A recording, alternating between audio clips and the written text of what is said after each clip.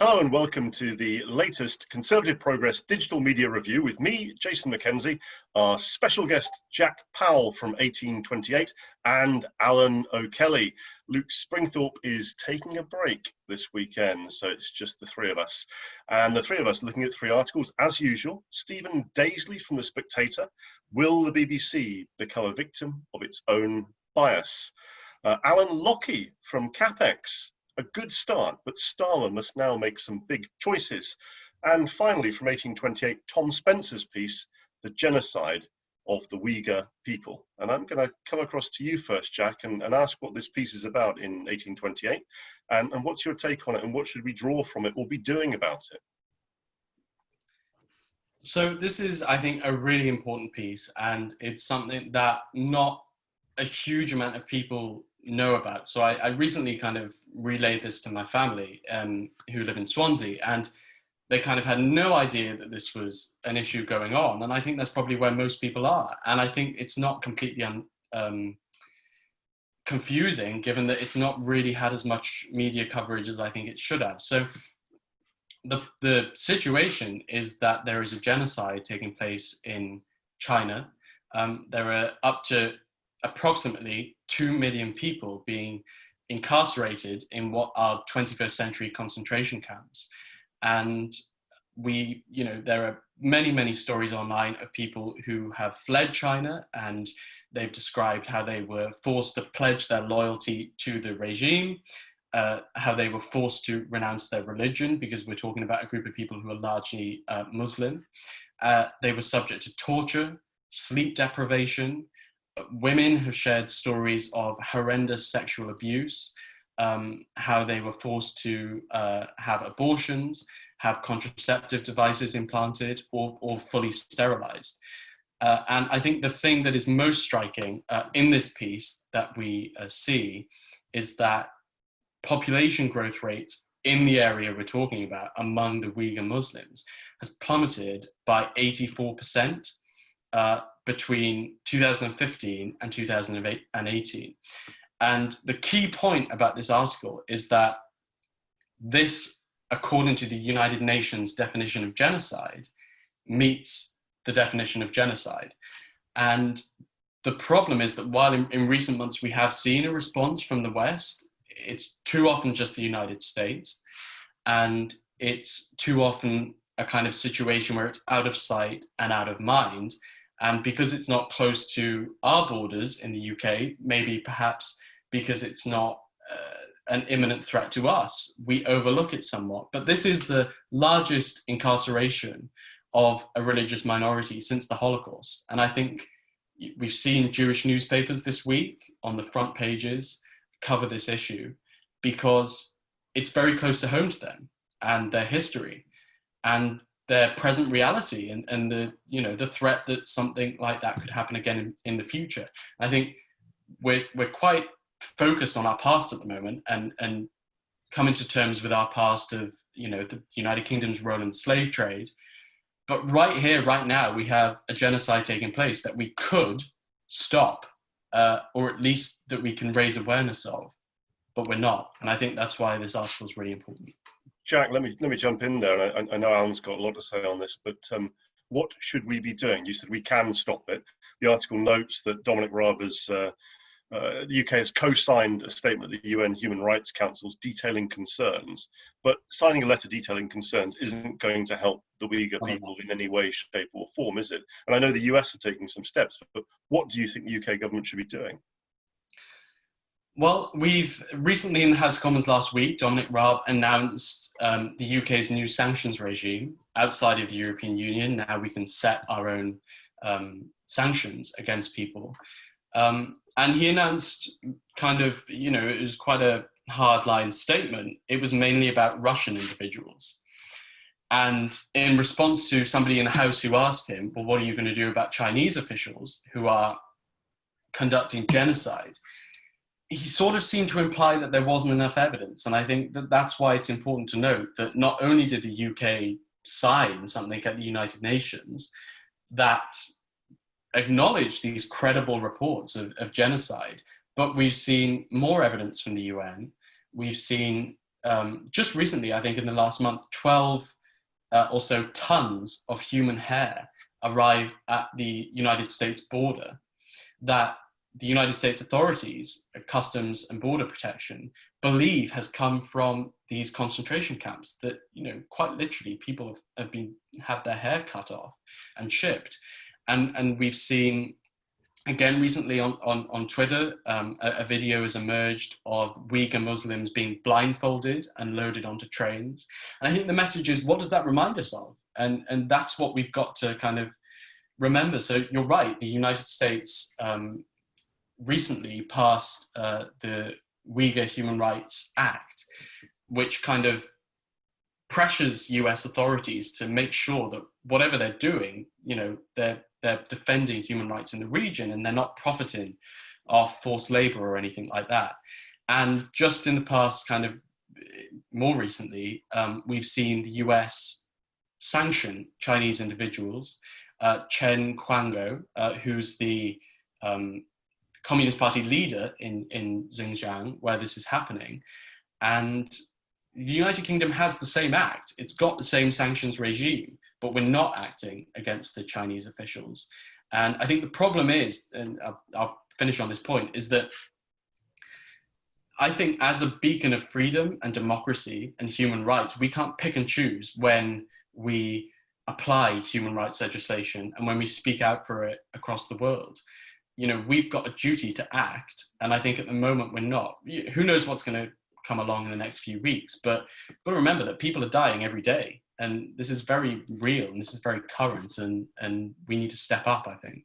I think we absolutely do have a duty to act, but Alan's been nodding vigorously, as have I, as you've been speaking, so I'm going to throw over to you. Alan, come on. Yeah, thanks. A couple of things. One is, I think, thanks to Jack, for bringing this. I was one of those people who shamefully probably didn't know enough about this, and I like to think I'm a pretty well-informed person, but did not really appreciate the depth, the kind of scale, and the approach that's been taken by the Chinese authorities to this. And kind of we circulate these articles that we're going to talk about in advance, and having read that, I've read quite a few other articles about this. And I think one thing I would say to anyone watching this, if you do nothing else out of this right now, is if you stop at any other point, stop now and go read some of these articles, because what's happening in China right now is a crime, and this is a crime that is on par with what happened in World War II. We are seeing, it appears, an attempt by the Chinese authorities to at genocide, and in a very organized, very focused way of not maybe focusing on the current generation, but making sure there's no future generations. I think what Jack said is absolutely right. We have a duty to do way more than we're doing. And I think that isn't just the UK. I think that's every country. And we are watching this in real time. And Nusrat Ghani wrote a really interesting piece in the Telegraph about this. And she was pointing out that the other thing we can look at is business supply chains. Government, and that's where we are. If we're not going to take this on militarily, then we need to look economically. Lots of big companies who spend a lot of time, and we talked about woke companies in the past, spending a lot of time telling us how woke and how supportive they are of international human rights, have supply chains that reach right into the heart of China. And I think it's up to governments, but it's also up to big businesses to challenge this. It is not enough to say, well, this is too complex a problem, we can't stand this. And I think just what, Jack, when you were talking about the deliveries of hair, I mean, I think anyone who has walked through and has done a tour of one of those concentration camps in Germany and has seen that, that is not, we had thought we had left that part of our history behind, and it appears it's a lesson we're going to have to relearn again and again and again. So I think I'd say to anyone, read more about this. This is absolutely horrifying that this is happening in the 21st century, and it is absolutely horrifying that it's happening in one of the biggest countries in the world. And I can't help but feel, and perhaps this is unfair or an ill-judged comment, but I can't help but feel if it wasn't China, if it was a smaller country, a country of less military importance, of less economic might, of less significance on the global stage, that perhaps we would be more active, perhaps we would bare our teeth more, perhaps the sanctions would be coming faster and harder, and perhaps we'd be looking at military intervention or something else which demonstrates to the world that genocide is not acceptable, because it feels like we're just discussing a couple of articles here, and maybe in 6 months' time we'll still have done nothing, next to nothing. It's a damning indictment, I think, and I imagine that the US again will have to lead the way on this. Any closing thoughts, Jack, on either of these pieces to do with the Uyghurs? Well, I think it's interesting what you said, and obviously in the past few weeks we've shown that we can and will stand up to China. We've done it with Hong Kong, and we've offered the residents of Hong Kong a clear and much easier path to citizenship here.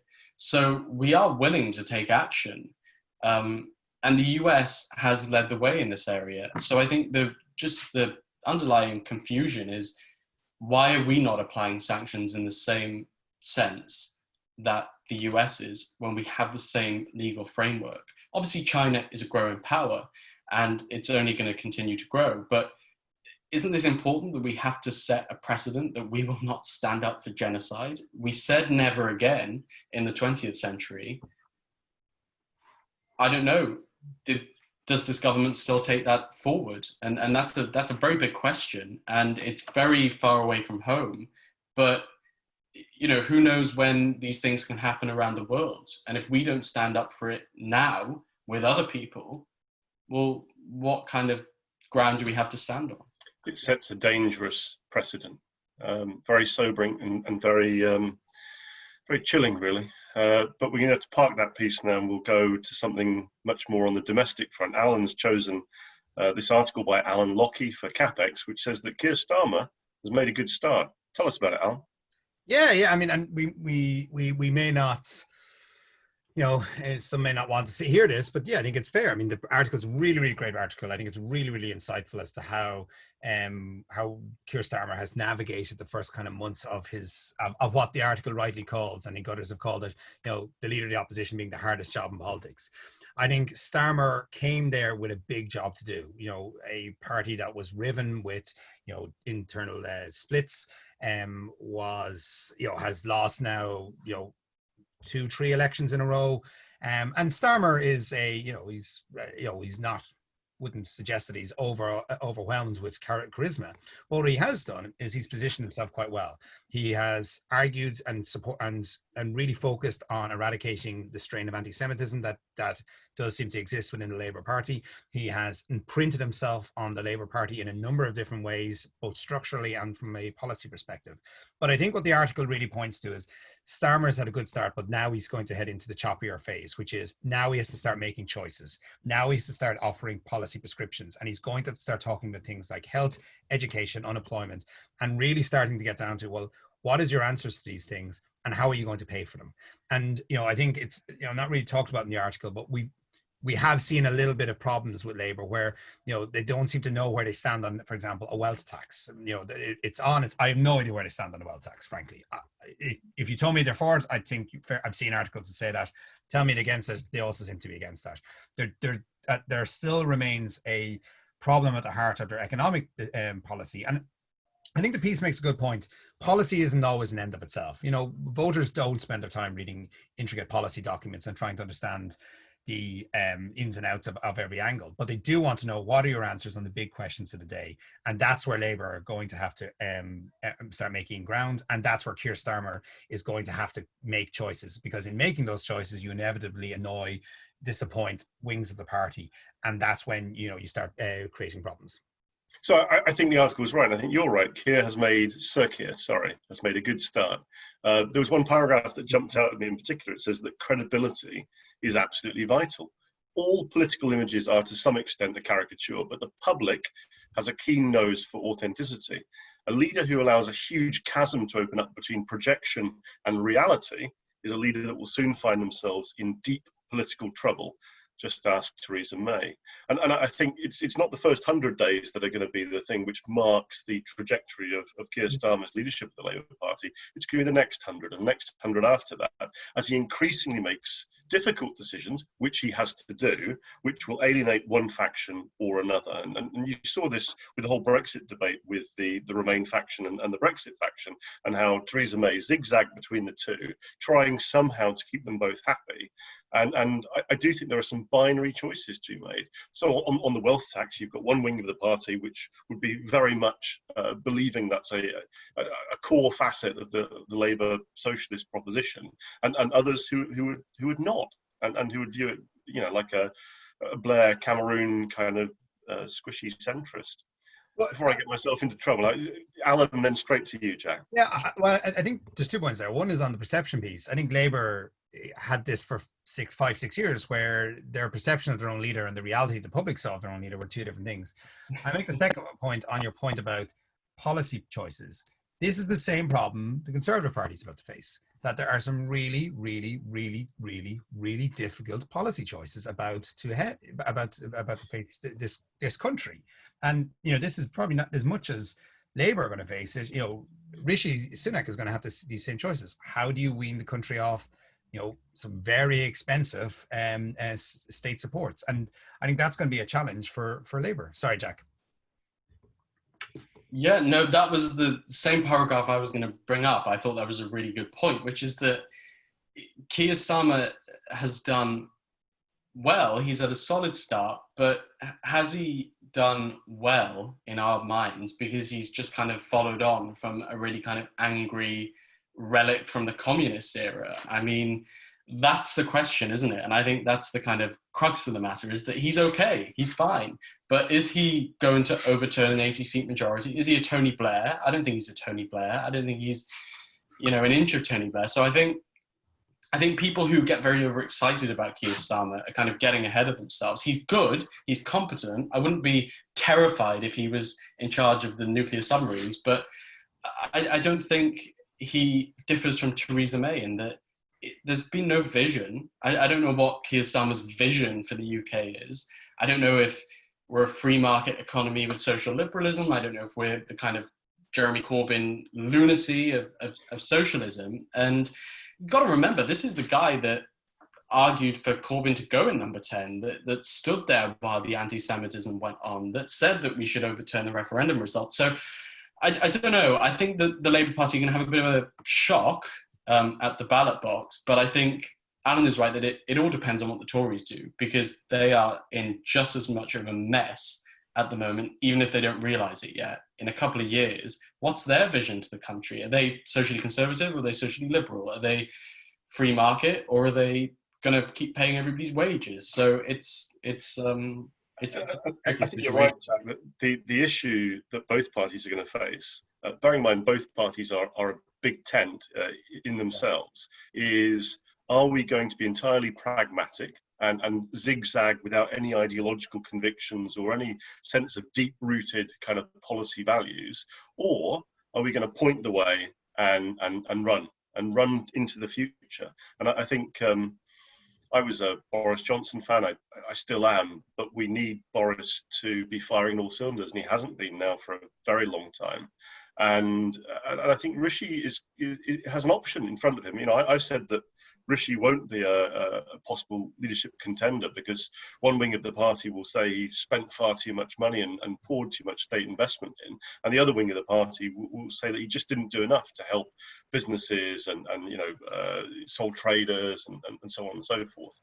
But there's an alternative scenario where he's not damned if he does, damned if he doesn't, but he's seen as the chancellor who navigated the way through COVID and through post-COVID by stitching together the best facets of two different sides of a policy coin, as it were. Who knows? But I don't think Sir Keir is the saviour that some people think that he is. And I think going into the next general election, he will have exhausted his political capital, and there'll be jockeying, and there'll be a Corbyn faction that wants to retake the party that they took and had tentacles extending into the far reaches of for several years. Any final thoughts, Alan, on the CapEx piece before we go to the final piece today? No, I think you summarised it quite well. I think it's a good start. I think he's got a lot to do. It's got a lot of ground to cover. I think one point I would say, and it'll be interesting to see how he plays this, is does he try and actively offer a alternative to the Conservative Party, or does for a while he keep his head down and say, well, let them, they're in government, they have an 80-seat majority, let them sort all this stuff out. And that would be quite a brave strategic choice, but actually could be quite a interesting road. And if he was brave enough to kind of go down that, to see, does he kind of step back for a year or two? We're a long way away from the next general election. There's a lot of road to travel. All I would say on that is that constructive ambiguity has not served Labour well for anything other than the short term historically. Keeping your head down and hoping that the other party implodes whilst you play your cards close to the chest because you can't actually see what's on the cards is not leadership. That's a submarine strategy, I would say. I would argue it worked quite well up till in '97. They stepped back and let the major governments kind of fall apart. I was a young man in '97. I don't remember as well as you do. The third piece today is by Stephen Daisley for The Spectator. Its headline is, "Will the BBC become a victim of its own bias?" And the paragraph that I wanted to read out, which kind of for me frames the essence of the article, is this one. The BBC has a different role, one so important that we are compelled by law to fund it. Yes, it informs, educates and entertains, but as the authors argued on Coffee House before, its real service is to national unity. And this is for me the crux of the argument and something that chimes with me. The corporation cannot unite us while becoming a mouthpiece for one side of a culture war. Jack, what's your take on it? I think the idea that the BBC is this thing for national unity is kind of bonkers. I think that, with Brexit going on and a global pandemic, nobody is sat in their living room going, oh, well, thank God there's the BBC keeping us all together. It's a TV network. I don't get this kind of nostalgia and love of the BBC. I think that the BBC has moved with the times. I mean, we've become more and more polarized with Brexit, with the pandemic, with Corbyn. Corbyn was a big change in this country. And I think the BBC's probably just reflected that, and it's not really the case that it's changed that much. It's just sort of reflecting the country more, which seems to me what, if you're going to have the BBC, it should be about. I personally don't think that we should have the license fee. I don't think in the age of Netflix and Disney Plus and commercial channels, we need a public sector kind of backed channel. It's a bit of a relic. I think that nobody is unbiased in this day and age. Everybody's got an opinion about everything. So, let's just reflect that and stop. Is there anything more boring than constantly hearing people whinge about the BBC? I mean, let's just take it away from the public sector so we can move on and not have every debate be about the BBC. But that's my opinion of it. It's that I don't really care about it, and I don't really think that we should drive ourselves mad about it either. I just want to ask you one quick question, then straight across to Alan. Do you really think that our public service broadcaster should just reflect whatever's going on in the culture? Don't you think it's got a job to inform, educate, inspire, entertain, and help drive the culture? Because if it's just a mirror for the craziness that's going on in society, we're going to end up playing craziness back to ourselves. Yeah, you make a good point. I think, though, that Netflix has shown that it can entertain. It's also shown that it can inform. There are great documentaries on Netflix that haven't been covered by, networks like the BBC. So, why should it have this sort of enshrined place in British society? I don't get it. If the BBC's products are good enough, then the market will provide for it. And it just seems to me that, far from being this thing for national unity, it's just, people are just arguing about it all the time. And politics is always going to be adversarial. So it should be. So let's just reflect that.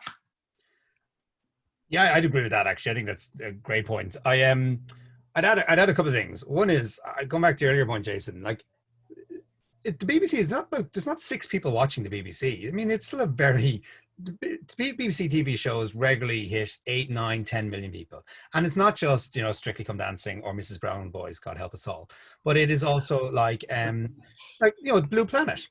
That was a BBC program, and that in itself, actually, you would argue, informed education and actually helped shift public opinion on plastics. And I think this idea that there's something broken at the heart of BBC that needs, huge reform is I just don't see that happening. And I think Jack's right. I mean, people have seemed to become weirdly obsessed by the role of BBC in our life, as if it's there to replace our families or something like that. It's a TV network. It does its job really well. Probably should we get rid of the license fee? Yeah, probably. But I have to say, in terms of the things that are really important to this country, going back to what we were talking about a second ago, I'd much prefer to see debates around how we're going to get through the next 18 months of the next economic wave we're facing, or the global pandemic, or what a post-Brexit trade Britain looks like, and all these things, than a discussion about a license fee for a network that actually, I would think, I have no evidence of this, that the public are pretty okay with. And the people who get really annoyed about the role of the BBC, are the people in, Conservative Party and Labour Party. I have to think that the majority of people sitting in the middle, watch Newsnight and aren't particularly bothered about, whether one side or the other is overly or underly represented on Question Time. Jack, I'd love for you to have some final words, if you have any, for us before I wrap this thing up.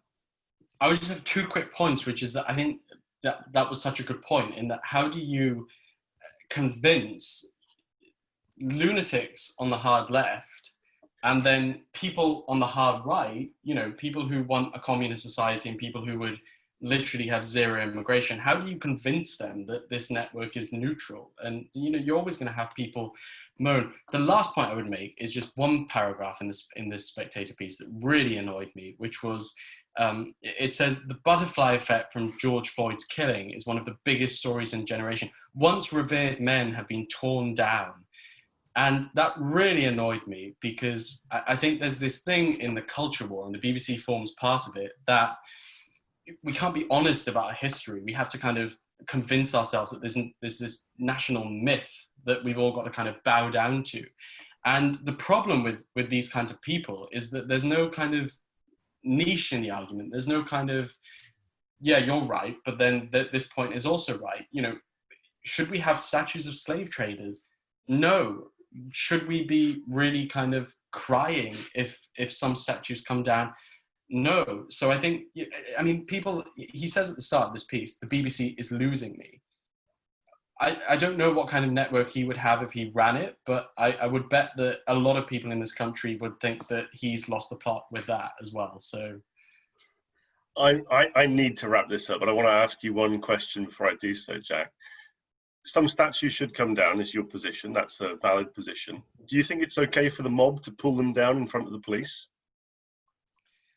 I think this is a really tricky situation, and we're having conversations that we haven't ever had about race, and about, I'm somebody of mixed race origin, and about the kind of